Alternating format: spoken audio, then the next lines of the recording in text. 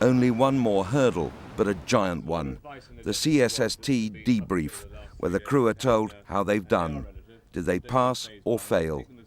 It can be a worse ordeal than the test itself. Okay, chaps, final debrief for deep water clearance. It'll take the form that I will go through today's pickup points, as I have done, the nitty-gritty of what went wrong today. All right, get your books out. It's just as valid to take this one tonight, because the next time you see us will only be a couple of months away on full workup, all right? And so I don't want to see the points I'm about to mention tonight. We had a bit of a problem with the escape hatch in the XO's cabin, all right? The first lieutenant had to make a very urgent and panicky pipe for some bastard to open the escape hatch from down here. All right, it's not on, guys. Had somebody not opened that, all right, we could have had fatalities there. ELSAs.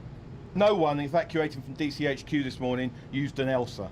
All right, that's the whole reason for having them, guys, to get out. They're an evacuation piece of equipment, so don't forget that.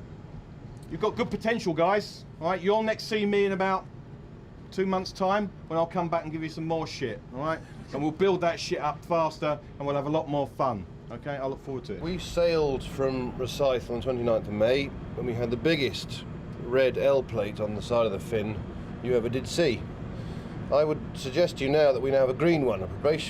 We are probationary submariners. We are, as you've heard, at a fairly fragile state of training, and you do need to think about what you've been told, so that we can consolidate on that and get rid of the green L plate.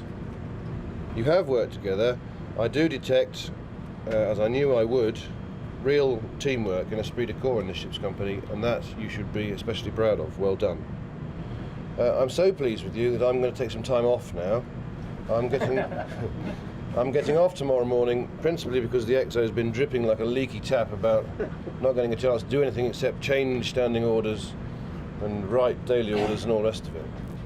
So I'm going to get off and let him have a play. The fact that you're doing deep dive and full power trial has got nothing to do with that. And I will be thinking of you. So be careful. Thanks very much, gentlemen. Yep.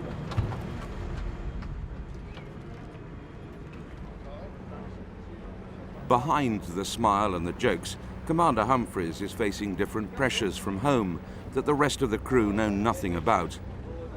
Those worries have been with him from almost the moment Superb sailed. Unfortunately, when we sailed from Faslane, we were about 80-odd miles out, and I got the news my father had died. So I got off, and the XO, who's command qualified, who's done the submarine command course, got a chance to move into the deluxe suite we currently occupy. And he did the deep dive and the full power trial very successfully. He's a bright lad, younger than me, swine, but he's now got some experience as well, and that's invaluable.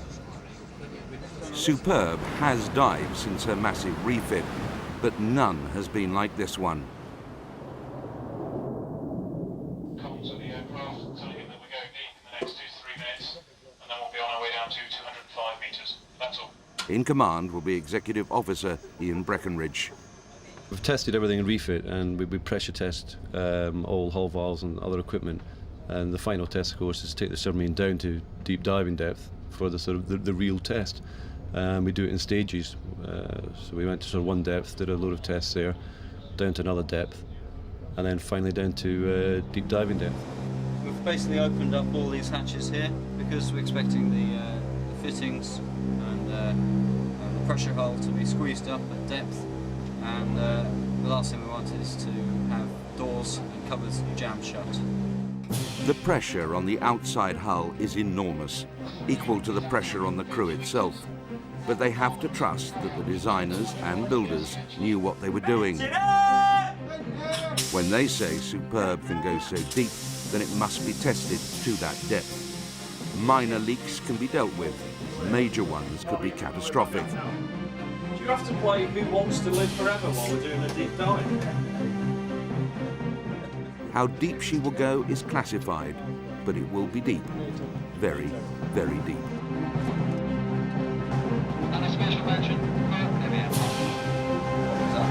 Heavy and Moffat, he doesn't want to be deep.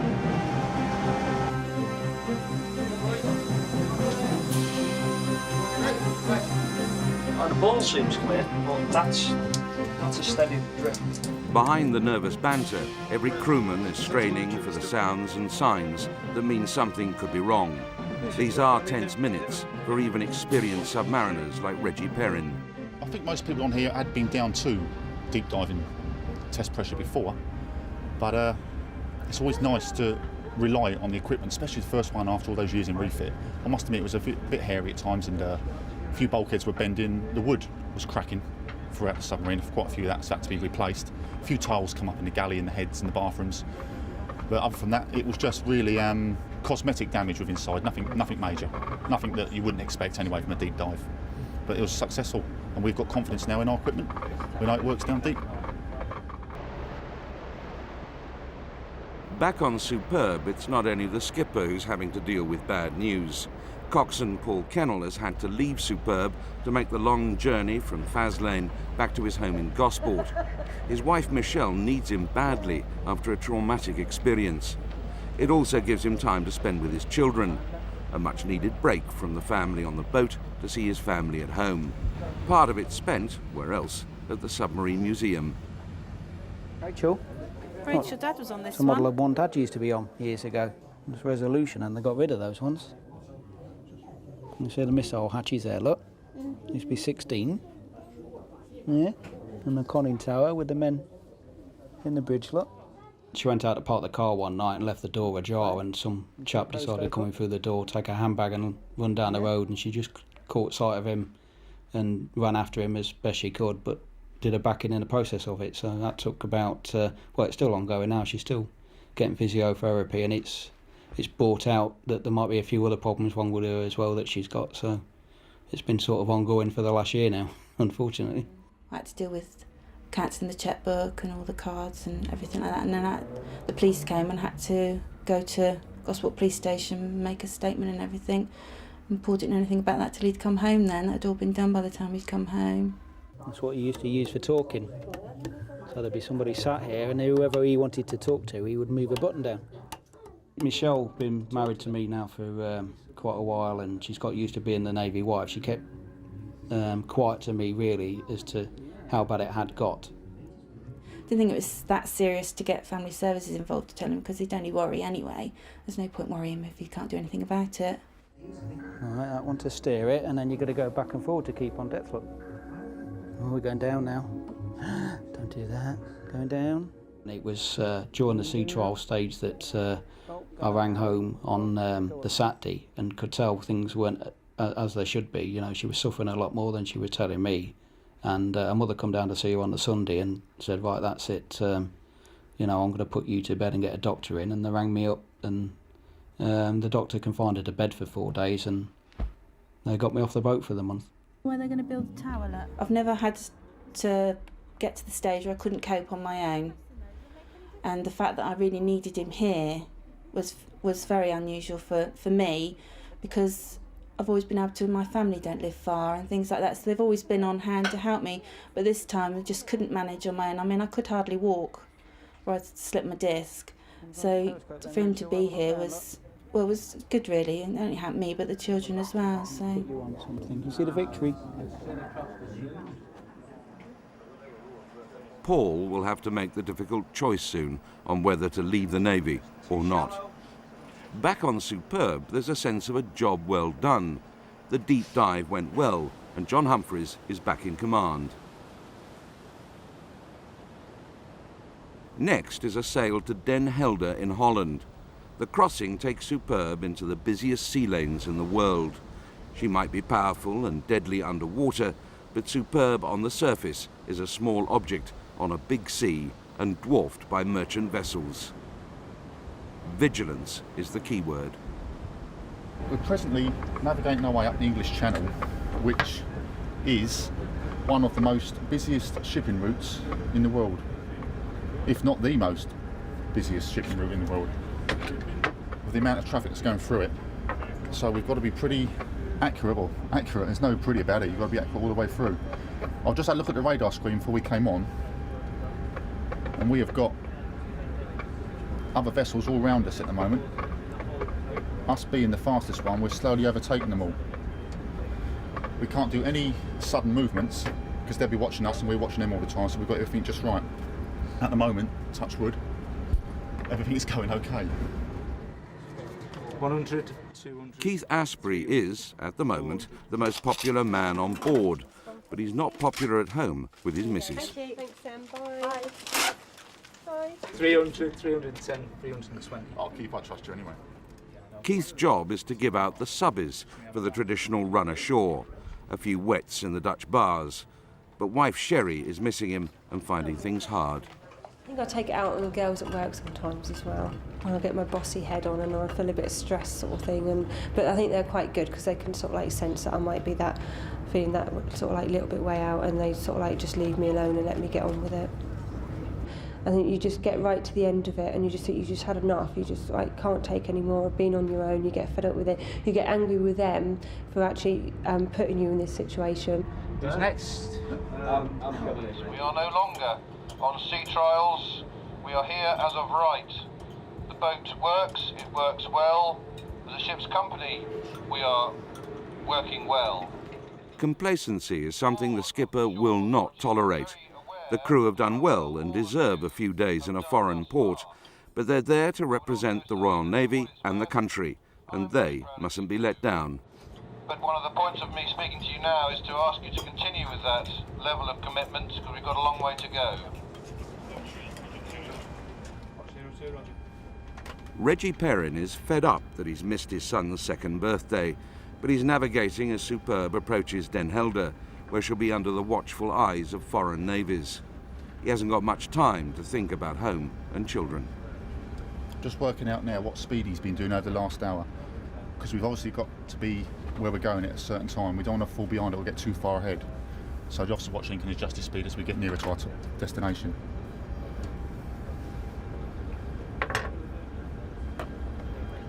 Bridge clock.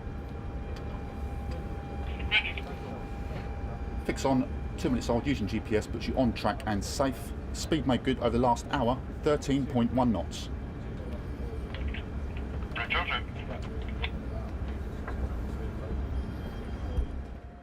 Leading hand Jamie Sowden has also got a lot to think about. He's about to take exams that will take him up the ladder. Well, it's basically an oral board about the tactical weapons system on the boat. My job as a controller in the sound room, so I can take control and charge in the sound room. Got to be able to know exactly what's happening with the torpedo at any time, and the sonar and tactical weapons system in general. You know, can be a bit tense. Back home in Penzance, Jamie's wife Mandy is also studying. Mutual support is there for neither. They're advanced certificate in marketing exams. I've been doing that about 9 months now, and I'm coming up to exam time, so obviously I've been putting in as much work as possible. I know how much I want them, you know, and I've worked so hard that I think about failing, and I don't want to have to do resits. I've worked so hard this time to take them the first time. I don't want to have to do resits.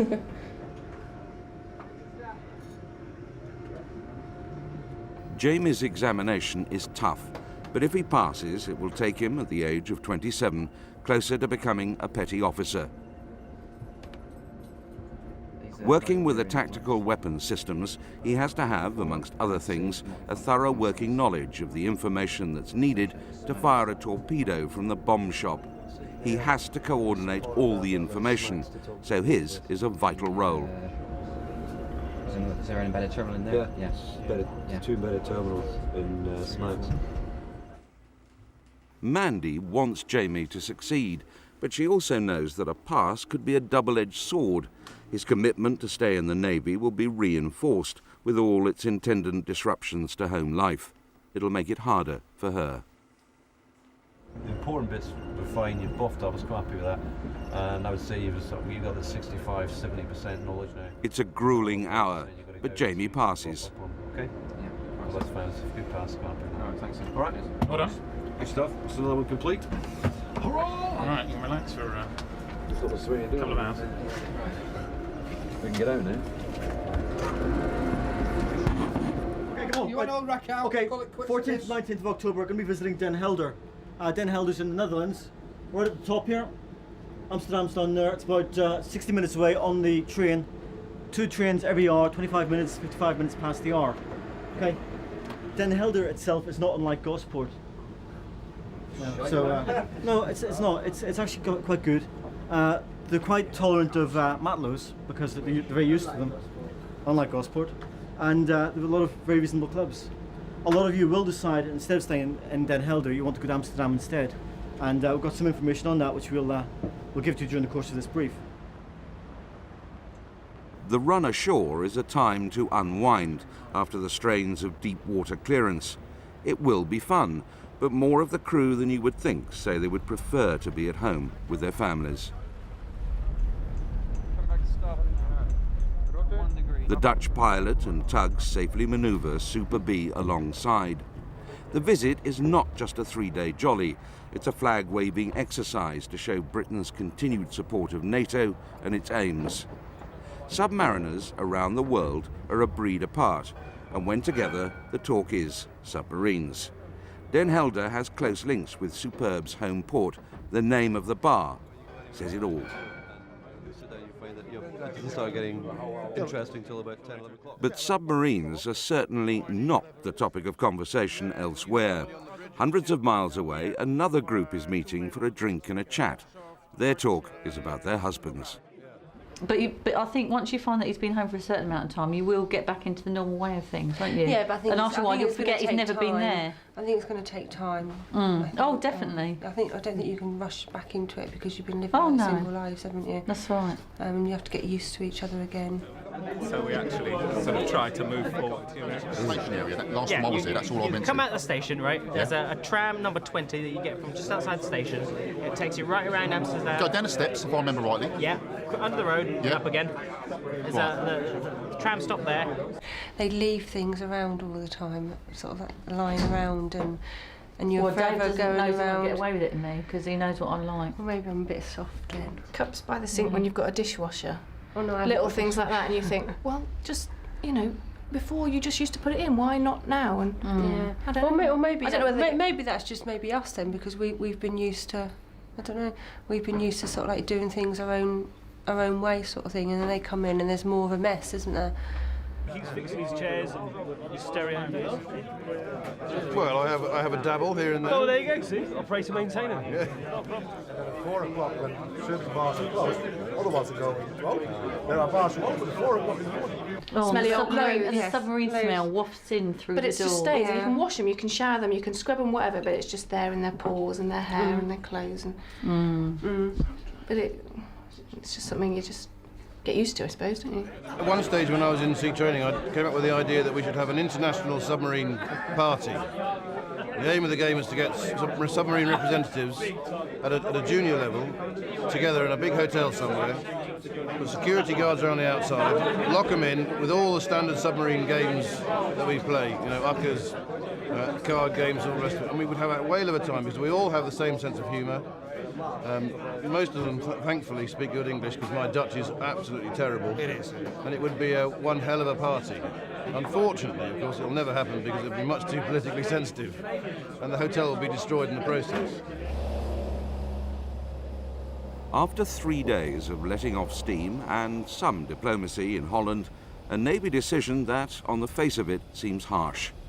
On the way back to Scotland, Superb stops off in Plymouth, but only to take on weapons.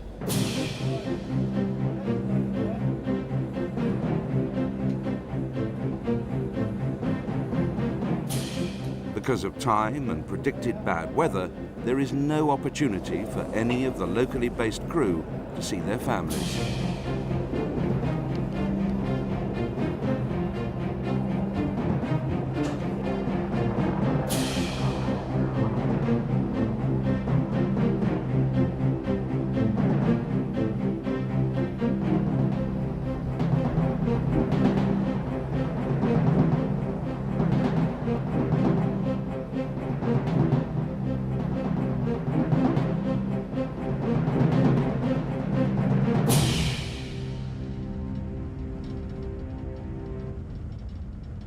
After a mammoth £200 million refit lasting 3.5 years, and months of hard training and exercises, HMS Superb is back in the Royal Navy.